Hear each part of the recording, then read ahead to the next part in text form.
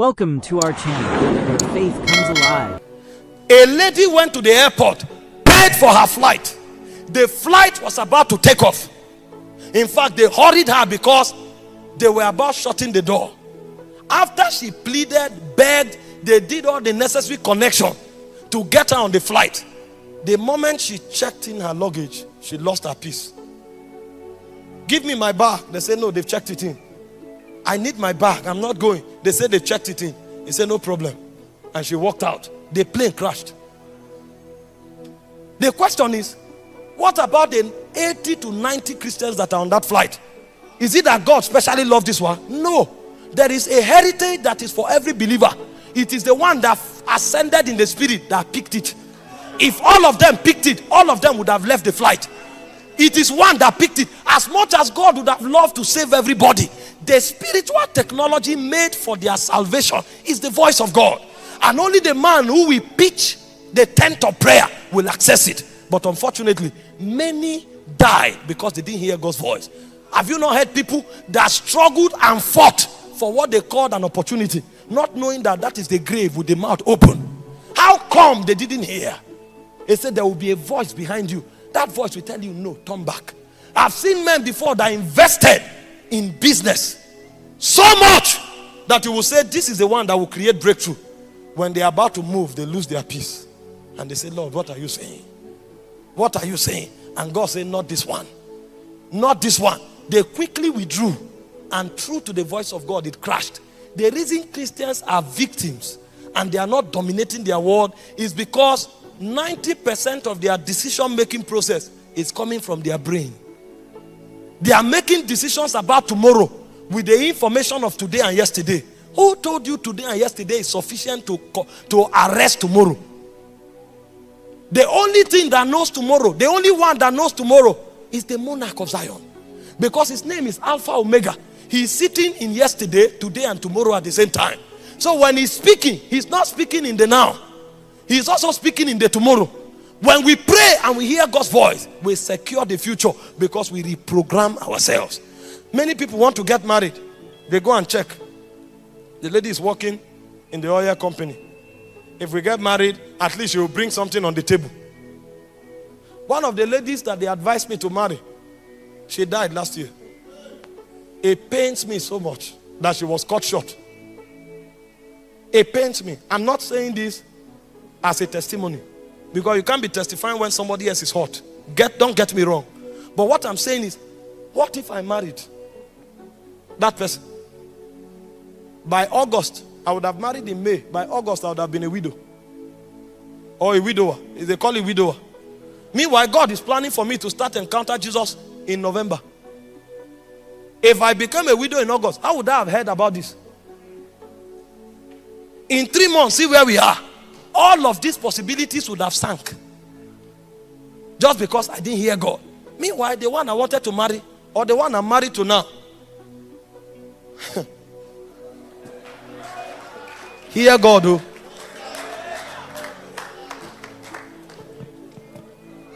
A lady told me in Brazil she will relocate to Nigeria. They say she loved missions. She loved mission. And when I check, she's a Brazilian. If I give birth, my son will be Nigerian and Brazilian. This thing happening in Nigeria now that we are still prophesying and praying. If I marry a Brazilian, at least, if things happen while we are trusting God, there will be some way of safety. They say, oh, Brazilians, they love Nigerians. This is an she loved mission. Everything was arranged. They showed me pictures. She was like a goddess. I went home. I did like this.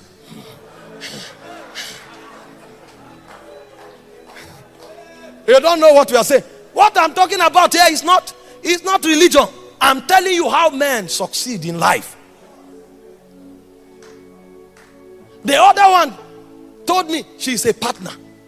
Before you know, my phone will shake like this. A lot has entered. I said, these are the kind of women that support ministry. No. You don't joke with it. Meanwhile, this my wife never gave a seed. One day I stood up. I said, hope I'm not about to make a mistake. Are you sure this lady believes in this calling?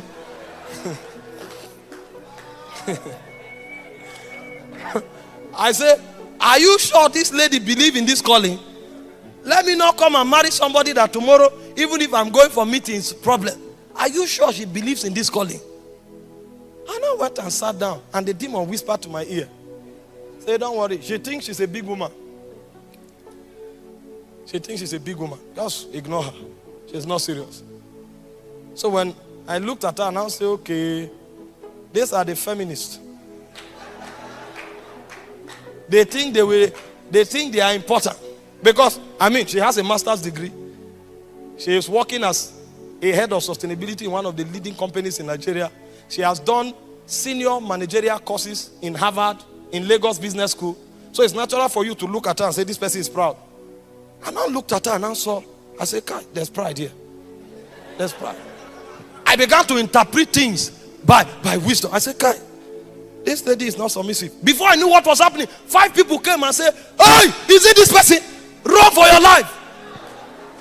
Thank God I hear God.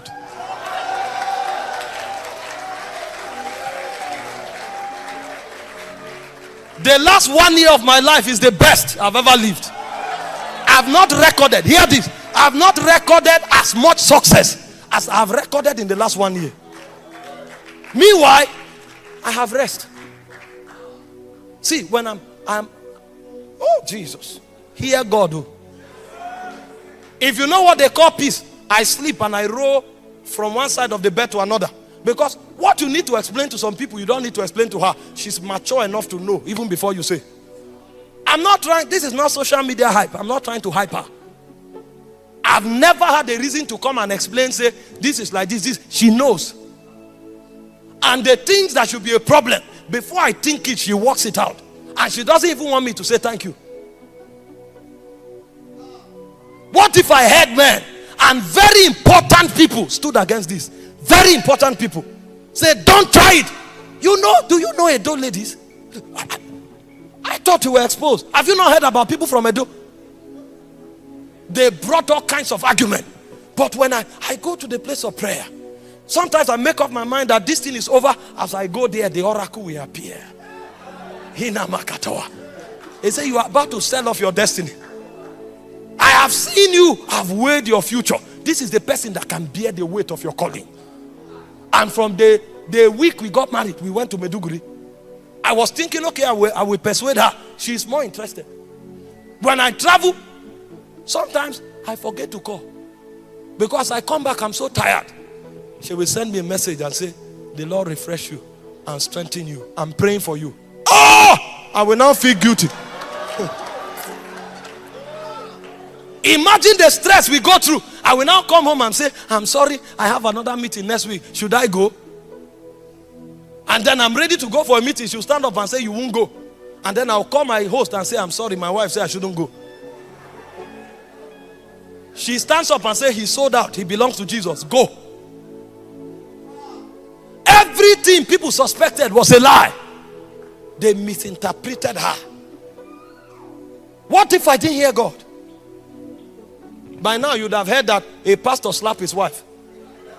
And then they'll put my picture on social media. When I'm doing like this, they will now say, we said it, this anger, there is anger here. When a man who dominates by prayer is praying, one of the things that he catches from the realm is the voice of Yahweh. The reason is because dominion hinges on the voice of God. The walls were created by the word of God. So when that man is praying, he's seeking the proceeding word of God. He wants to pick what the Father is saying, so he can be there for 3 days. His goal is not to come back and make a doctrine of 3 days non-stop prayer. His goal is to wait until God speaks. So while he's praying, if God have not spoken, he may be there for 14 days. Because the prayer will not stop until God speaks. Now, the reason we teach people to tarry for long in prayer is not to brag about it. It's so that they can develop stamina in order not to stop before God speaks. Because if they stop before God speaks, they wasted their time. If you don't have stamina and you are praying with Elijah, after the 3rd time you may go. I'm saying this now because there are those who will hear and say, we said it. All this long prayer, 10 hours, 12 hours, 14 hours, we know it's flesh. That's not what we are saying. That training is necessary, because there are many times you want to create change that it will take 72 hours for God to speak. So if you have not trained yourself on 14 hours prayers non-stop, you will not be able to wait until the voice of God comes. And what will create the change is not the prayer. What will create the change is the feedback that comes from heaven.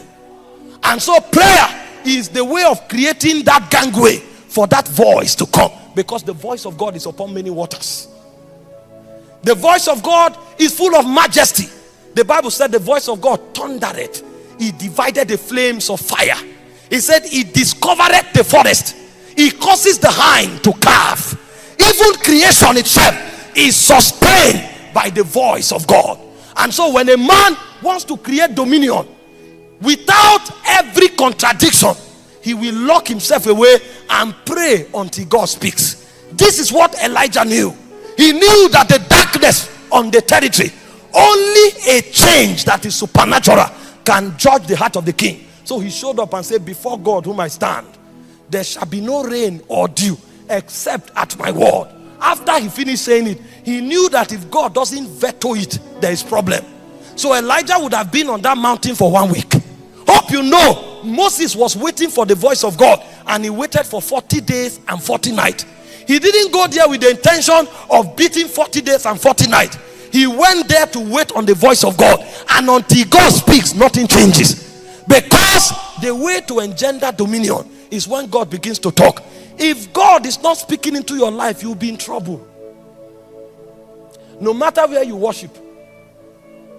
Have you not seen people mysteriously die from the most powerful places? Because there is so much God can do for you because of where you are. But the greatest insurance for your life is the speakings of God into your life. Because when God speaks to you, his jealousy defends it. He told Simeon, you will not see death until you see the salvation of Israel. Even when Simeon was old, he couldn't die, because God has spoken. The voice of God will preserve. The voice of God will defend. And the voice of God will keep that which he has said. There are many forces today that program men. Because when a spirit speaks, he's not just speaking to create change. When a spirit speaks, he's programming your life. Have you seen people before? They get married, their husband is gentle and calm. Because their husband is gentle and calm, they oppress him until they are separated. It's after the marriage is destroyed that they come back to their senses. And then you ask them, they say, I don't know why. Have you seen people before? They marry very good women, and they trouble them until the marriage is destroyed. After the woman leaves, then they now wake up and say, why did I do what I did? They were programmed. Have you seen people before? Every decision they make takes them away from their blessing. They were in the business for 5 years. In the 6th year that God wanted to visit, they quit. And the moment they quit, they now hear that the business have blown. And then they are wondering why. The reason is because demons speak into men's life and speak into circumstances to program men into destruction. So when you begin to pray to hear the voice of God, you are actually reprogramming your life for victory and for success. In Isaiah chapter 30 verse 12, he said, when you are in the wrong way, he said you will hear a voice. That's what prayer does for you. The voice will tell you, turn back. That is not the way to go. You may have journeyed on that path for 5 years. It doesn't matter. What makes you succeed is not how long, it's how right. I've told you before that if you are in the wrong direction, speed is not an advantage. Isaiah 30:21. He said, turn. That's not the way to go. When you see men that things keep working for them, it's because there is an accuracy they have attained in the place of prayer. They will not move until God speaks. So sometimes the thing is not working. That's what they are doing. And then you are wondering, are you okay? No, they are not okay. They are hearing something from another realm. But the man who depends only on his mind does not know that there's already a verdict that is not given to man that walketh to order his step. There are too many wise creatures in this realm to manipulate things. And so in order for your life not to be programmed wrongly, you need to stay on the prayer altar. If you will stay on the prayer altar until you apprehend the voice of God, you become invincible. Jesus said, as the wind bloweth. He said, thou listest not from whence it cometh or where it goeth. He said, so are they that are born by the Spirit of God. They are men with noble intentions, but they keep making mistakes upon mistakes. Your life will end up in struggle if the mistakes you make are too many. But the way to minimize error and to reprogram your life for greatness is to ensure that your altar is generating the voice of God. If the voice of God is scarce, then a people will be sent into captivity. In Revelation chapter 1 verse 9 and 10, they had programmed everything to destroy John. They manipulated men against him. Systems turned against him. There was nowhere to hide anymore. He literally became a victim until they arrested him. They tried to kill him according to church history. They dragged him on the street, he wouldn't die. They put him in boiling oil, he wouldn't die. When they saw that he wouldn't die, they now cast him to an isle called Patmos. But the guy knows that he's not succeeding because of where he is. He's succeeding because he's invincible. And what makes him invincible is because the voice of God is with him. And suddenly, in Revelation chapter 1 verse 9 and 10, it said, I was in the spirit on the Lord's day, and I heard a voice as of a trumpet. And when I turned, it said, I saw 7 golden lampstands. The Isle of Patmos, which is supposed to be the Isle of Death, became the mountain of God. What reprogrammed his experience is because he was in the spirit. There are many people today, men may gang up against you. They will push you to a place where they think you want to die. Did you read about Jeremiah? They threw Jeremiah into a pit, a sock away. That would have been a place of suffocation. But while Jeremiah was there, he had understood the technology. From that pit, he was prophesying the destiny of Israel. That means such men become so invincible that you can't destroy them. Anywhere they are, they have a superior knowledge to recode every negative coding that the devil has done. There are people today, they just wake up. They go out, and the moment they are stepping on the road, they are knocked down. You think it's coincidence? Their steps were manipulated. Because when demons want to destroy you sometimes, they program you into self-destruction. And the guy wants to travel. He delays himself on Monday, delays himself on Tuesday, and stood up on Wednesday to travel. And that Wednesday, he woke up, he kept dragging his feet until he left for the park around 11. The car he entered is already destined for accident. He didn't know why a journey that should have been on Sunday was delayed to Wednesday. And the journey was delayed to Wednesday. Of all the cars, is the one that should somersault that he entered. It's because of demonic programming. But when men begin to pray, there is a voice that travels with them. Even if the program is complete, while they are yet there, they say, no, not this one. Thank you for joining us today. We hope this sermon has touched your heart and inspired you in your walk of faith. If you found value in our message, please like, share, and subscribe to stay updated with our latest uploads. Remember, you are never alone on this journey. God is with you every step of the way.